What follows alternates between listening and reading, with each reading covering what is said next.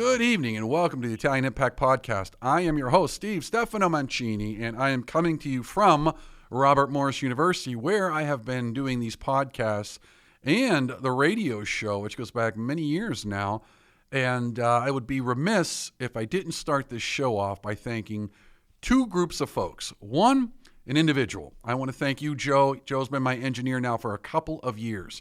Does a fantastic job of making me sound intelligent. So you know Joe was earning his money. The second thing I want to thank is you, the listeners. I said this the last episode, and I'll say it again. I love to go and just kind of peek on the stats and say, I'm curious where I'm getting listeners, who's listening to the podcast, and how many people are downloading, et cetera, et cetera. And I am just blown away by not only obviously the US downloads, which are the most, but I have been getting a lot of folks listening from all over the world. And I mean all over the world. Australia is a big one, from the UK, from different parts of Europe, not just Italy, but other parts of Europe. A lot of listeners down in Brazil. And again, one of those shockers is Singapore. I love it. And then recently I've noticed I've been getting downloads from China. I've even got my friend, my comrade in Russia, who's been faithfully downloading me for a while. So all over the world, even including in parts of Africa. So I don't know how you're finding me, but the fact that I can tell you're still listening means a lot, means I must be doing something right by your standards. And at the end of the day, when you're going to do something like this, you want to do it for a couple of reasons. One, you want to do it because you enjoy it. I do enjoy this. But two, if people don't enjoy what you're doing, you have to ask yourself, why are you still doing it? So I'm glad that people enjoy what I'm doing. And with that being said, this show is about promoting various folks, primarily within the Italian-American community, but not only in the Italian-American community. But today, I am very blessed and fortunate to have a wonderful guest, and her and I are slowly getting to know each other. And, she's coming from Florida, but she's going to be back in the Pittsburgh area. But I'd like to welcome tonight's guest, and that is Erica D'Arcangelo. Erica, welcome to the podcast. Hi, thanks for having me on. I am glad that you made time to come on. So you and I, we were introduced not too long ago, and, kind of explained who I was, and you kind of explained a little bit about yourself. But, we're going to get into the book and the tour and all that good stuff, but I love to start off and introduce folks to the guests. And when I say introduce folks to the guests, I mean, where are you from? Tell me about, growing up, how the Italian culture, maybe did it impact you? If it did, in what way? And that kind of seems like a no-brainer question, but you'd be surprised how many, quote, Italian Americans I've had on here who, in some cases weren't always impacted by culture because for different reasons, maybe the families didn't celebrate it to any great lengths. And obviously I've had the other extreme where they're, it's something that was just a huge part of their lives. So Erica, tell me a little bit about yourself and your upbringing. Well, I was born in Western Pennsylvania, and I was born into an Italian family. I was actually born pretty much in a pizzeria. My grandfather opened up a pizzeria in 1960, and he and his family immigrated from Abruzzo, Italy, the region of Langiano. And basically, we really were brought up with all the, Italian culture. We had our pizzeria. We had our family dinners on Sunday. We had our traditional seafood Italian dinner on Christmas Eve. And this was really interwoven into my life so much to the point that now I write books and articles and different things on the internet about Italian culture and food and family and pizza. Now, I want to go back to the seafood because it's funny. I too grew up on seafood, but not like crazy. Was there a no meat rule on Friday for you growing up?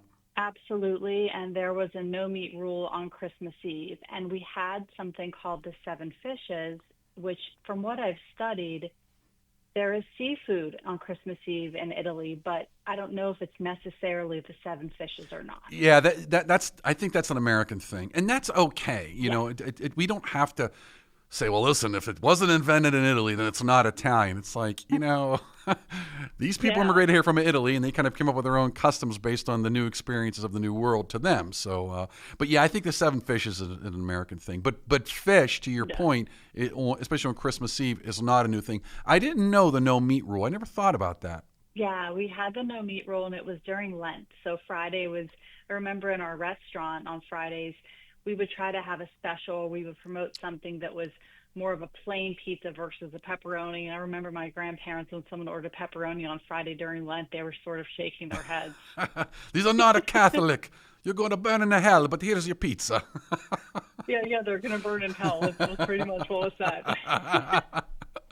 No, it's funny because I know that I think, believe it or not, though, I think the Catholic Church, because obviously most Italians, back then are Roman Catholic, I think the church used to be no meat any Friday, even not just Lent, because I know there were a lot of Italians that didn't eat meat any Friday, but especially during Lent. That's why you always have the fish fries during Lent.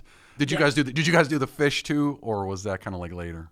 No, we 100% did. In fact, we mostly worked at the pizza place on Friday because that was one of the busiest days, and our whole family kind of worked together. And somebody would always go down to the fish fries and get the fish, and then that's what we would eat. Now, let me ask you a funny question, because you know what? You said you grew up at a pizza shop, and I've got to get something straight. I know what a margarita pizza is. Did you guys call it a margarita pizza?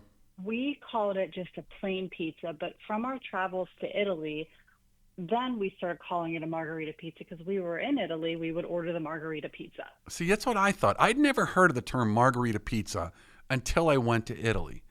I mean, it's not that we didn't have the equivalent here, but that seems like it's something that didn't catch on name-wise till later, unless I missed it. But since you were, in a pizza shop at a young age, I figure, you'll know.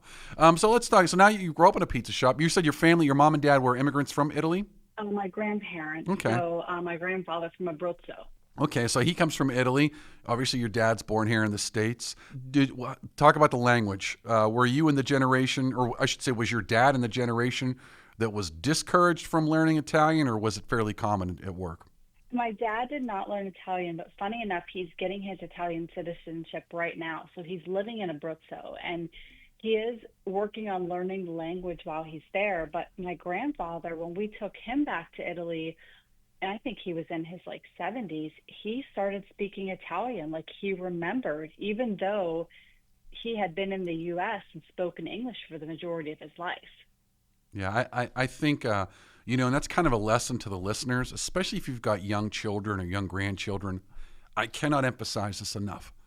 Start them young, because whether you think they're getting it or not, those brains are like sponges.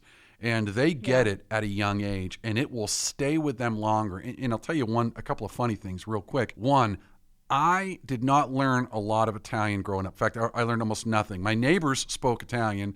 I've heard words here and there. And so I tell people this. I say I never consciously learned it. But when I started studying Italian, I am telling you, there were words that popped out, and I'm like, oh, I know, I've heard that word before, but I can't remember what it is. So it will absolutely stick in them. And two, a funny thing, when I was in high school, I studied 4 years of German. And years later, decades later, I went to Germany, and I was floored. And I'm not saying I was fluent, but I was floored that I could actually have a basic conversation with a lady in the store. Like if you cost these, all little things that, to your point, that just kind of came back. So I am telling you, I encourage people to study the language, and especially if you've got kids or grandkids, teach them, get them doing something. Now, I do want to kind of switch gears now, because I want to talk about the books. Were these experiences what ultimately led you to start writing books? It was interesting because I'd worked in the marketing industry my whole life. Went to college for marketing, was in Tampa Bay. My dad had heart surgery. This is probably about, 6 years ago. My family and I decided we needed to go home. I wanted to help my parents. So I got there. My dad was recovering, and I said, hey, let's go into the pizza place together. Let's work together.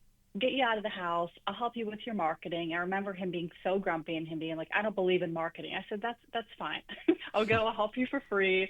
Let's just spend some time. And when I came back into the pizzeria, he would tell me stories on the drive there and the drive back, and I would film content there, and I would look at all the relics and the stuff that was saved from when my grandfather was in the coal mines, and I just became very inspired to write his story. Now, an interesting thing I want to pick up on here. You said your grandfather was in the coal mines. Do you know where he worked at? Yeah, my grandfather worked in Berwyn White coal mines. He was pulled out of school at 9 years old, and he started working in the coal mines when he was 9 years old. So the reason I ask that is that I'd heard this, I just a few years ago heard this story about, obviously you've heard the mining accident in Monong, West Virginia. Yeah, And that was the big one. A lot of Italians were killed in that accident. And that was the big one that was so bad that actually changed a lot of the laws. So after that, safety was like, well, wait a minute, maybe we should actually care about these people. But what's funny was the fact that how many kids were shoved in the mines. I mean, when people talk about, nowadays, what I'm going to call, the workplace, it's like, my God, if they could just open a bleeping book and see how bad it was 80, 100 years ago, what kids were, quote, doing for work. And they weren't yeah, exactly getting paid for it. And there was no safety measures. And frankly, they just didn't care. They're poor. They're immigrants. Throw them into the mines. Throw them into the mills. Whatever. yeah. And that's exactly what happened. And in the little town of Wimber, what was interesting was that the East End was called Little Italy, and all the Italians lived there.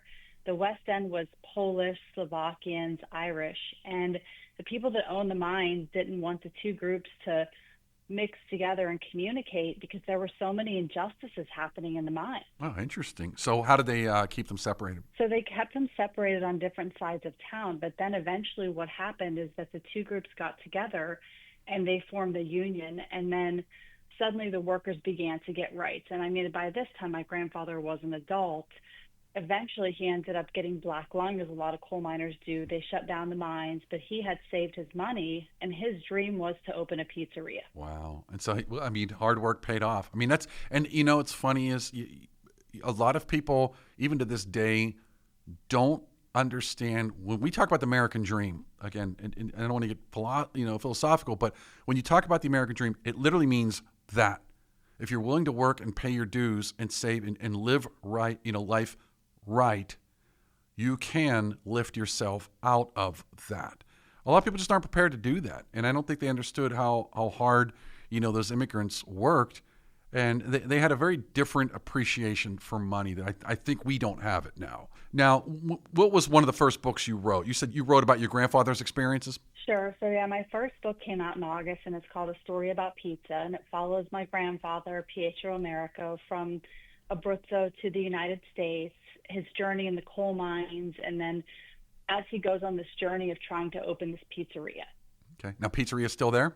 Yeah, it's still there. What year did it open? 1960. Wow. So that's not, I mean, tell you what, for a pizza shop to stick around for 85 years now? Or no, I'm sorry, 65 years now. Wow. Yeah, still family owned. That's My fantastic. dad still runs it. Don't Yeah. worry, we're gonna let you advertise that here in a second, but I want to keep going with the books now. So that's your first book. Now, obviously, the book is Yeah. successful.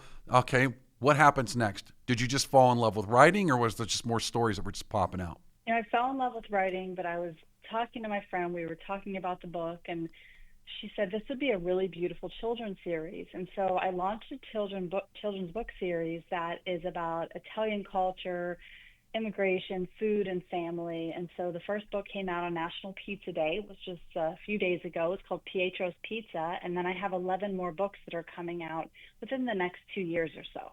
Oh, okay, that's fantastic. Now, are these bilingual or just English only? Right now, they're English only. What I'd love to do is translate them into Italian, but I'm also working on my next novel, which is about Italian Christmases. Ooh, that will be interesting Yeah. because I think there are definite similarities. Again, I've interviewed a lot of folks, and there are a lot of similarities, but there are subtle differences between the style of food and what they do based on regions, obviously. But that would be Yeah. an interesting one because I take it, are you going to focus on multiple regions, or are you looking at just, kind of stick with Abruzzo and stick with the family?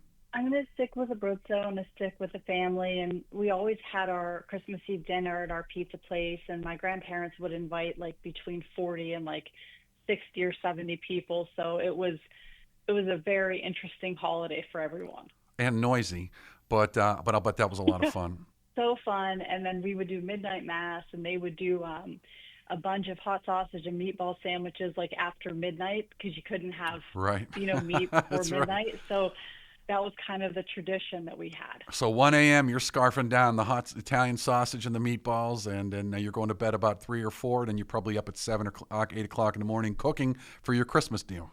Yeah, making the ravioli for the next day. That's it. All right, folks, I'm going to be right back because I'd like to pay the bills, so I'll be right back after these messages. Thanks to Greater Pittsburgh Travel. For any of your travel needs, let Tom and the team at Greater Pittsburgh Travel know, and they'll take care of you. For more information, call 412-331-2244 or visit their website at www.greaterpittsburghtravel.com. For all of your plumbing needs, be sure to try Palucci Plumbing. Nick and the team have decades of experience and will get you back up and running. For more information, call Palucci Plumbing at 412-782-5050. And we want to thank the Calabria Club of Pittsburgh. If you're interested in learning more, you can find their contact information on Facebook at Calabria Club of Pittsburgh. Again, thanks Domenica and the team at the Calabria Club of Pittsburgh for your support. And we want to thank La Scuola d'Italia Galileo Galilei, the only nonprofit school in Pittsburgh endorsed by the Italian Consulate. If you're interested in learning Italian or have your children being immersed in the Italian culture and language, be sure to give them a call at 412-404-7070. And that's La Scuola d'Italia Galileo Galilei. We'd also like to thank Chris Gonzalez from the Knights of Columbus. If you have any questions about joining the Knights of Columbus, reach out to Chris Gonzalez at 412-605-9074. All right, welcome back. All right, so we were talking about Christmas. And, you got your next book coming up. But I want to go back to the bilingual books because it kind of ties into something I mentioned before. So I've had a guest on here, Armand Bazzelli, who wrote a book called Rosie's Red Sauce. And, we worked with him, and he ended up getting that translated into Italian. And the nice thing, one of the things I like to see, and this is actually they're not as common as you think, but children's books that are in English and Italian but also provide a little vocabulary are always a good idea. Because I think if you're going to read to your kids, and again, I'm trying to encourage that, learning the language young, I think having that in front of you. So I hope you do that where you translate them from English to Italian, and then you sell a version that has both the English and the Italian. Are you doing any kind of, audiobooks with this or just straight up, just paper? I would love to do an audiobook for the first book. For the children's series, I think we're going to do the translation. And then the first book is just Pietro's Pizza. But the other books each have a recipe. And the whole goal with that is for a parent to cook with a child. And I have recipes also in my main book, A Story About Pizza. Each chapter has a recipe of something that they were cooking during that area in the book. Oh, that's kind of a great idea because, you put a little context to the recipe because, again, depending on the region of the person, they come over here, they tweak it a little bit. That's awesome. So you're writing the books, you're trying to, promote the culture. What are some other big things you're kind of involved in as far as, continuing, not just to promote the family? Because this has been my theme also, that I do think everyone has kind of a neat story. Your grandfather, he immigrates over here. How old was he immigrated over here when he came here? Oh, I mean, a young boy. So like say 8, 9, 10? Yeah, I mean, he started working in the coal mines when he was 9, so I think probably around 7 years old or something like that. So folks that are listening, this is exactly what I'm talking about. So here is a guy that comes over here, very young kid, probably doesn't have much education, probably comes from poverty. If he's coming from Abruzzo around the time frame you're telling me, I'm guessing, was that right after the war? Yeah, I mean, where the book is, the setting of the book is it's around 1910 or so. Okay. Oh, so it was before. Oh, sorry, he came over before the war. Yeah. Okay, because there was a gap where people could not immigrate after the war. So he comes over before the war. So he was coming out of poverty up in those mountain towns in Abruzzo. He comes over here. He's a young kid, probably doesn't speak much English. After a couple years, obviously they pull him out of school, throw him into the mines. Now I ask you right there, How is that not something that's, the people shouldn't understand the importance? And my whole philosophy is that is important to never forget that because that sort of stuff happened and it happened to a lot of people. And now he works in the mines. How long did he work in the mines for? Oh, I mean, most of his life from 9 years old until, 1960 or I'd say 1955 because he bought the building and then he turned it into an Italian market. And then in 1960, they started making pizza. So he was actually in that mine probably for close to 40 years. Yeah, most of his life. Wow. So again, there's more that says, hey, this is a guy that is not a nobody. He comes over here on a boat. Did his whole family come with him? How many people actually immigrated with him? So it was him, his mom and his dad, his 3 brothers, and then they had a a daughter, and she passed away, I think, right after she was born. So it was the four boys and the parents. Oh, so they come over here again, trying to start a new life. Probably not treated well back then because we all know how Italians were treated. So bad that he goes in the mines at age, by 9, he's in the mines working, stays there for 40 years. Could easily have had every reason in the world to say, life sucks, but he doesn't.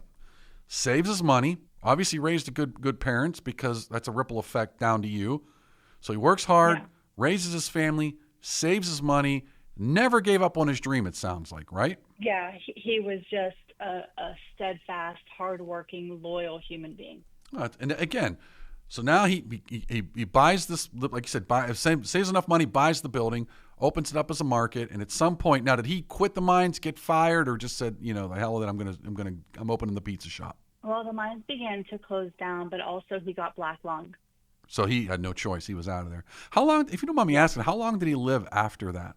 So he lived until, I think it was 2000 and... Oh, wow. No, 1999. He passed away, and he was 84 years old. He had cancer. So, the life expectancy of somebody living in the mines, that's actually a very good life, all things considered, because, like you said, in the 1920s and the 30s, they probably weren't worried about safety or breathing. You throw the canary down there to make sure there's enough oxygen or make sure there's no toxic gas going on. And as long as the canary's alive, you're down there digging. I mean, am I wrong on that? No, you're right about that. And I mean, for him to go through that, he was such a kind, giving person. And he would always make sure that people had a place to go and that they had food, and just going through that and that not changing him was very beautiful. Well, again, he could easily. I mean, people can easily get bitter in life, and then this is why I love these stories, because it's impactful to me, and if people are listening, you got to realize there's always somebody worse than you, and someone like your grandfather could have, like you said, he could have easily become a bitter person, screw it or gave up, but he didn't. And I think that's one of those lessons we keep trying to beat into younger people before they realize what the opportunities they are so much greater than, they would have had, say, 80, 90, 100 years ago. Like I said, you had to literally work yourself out of a mine to, save enough money to eventually then go on to buy a pizza shop, which is still there, hands it down to the family. Let's talk about the pizza shop now, because you and I are going to go eat there. Now, what would you say what's your favorite meal there, and what are they best known for? Because obviously, if a pizza shop survives 65 years, you're doing something right. Oh, absolutely. And it's so interesting because I always judge a pizza place by their traditional pizza. That's also my favorite thing that I order.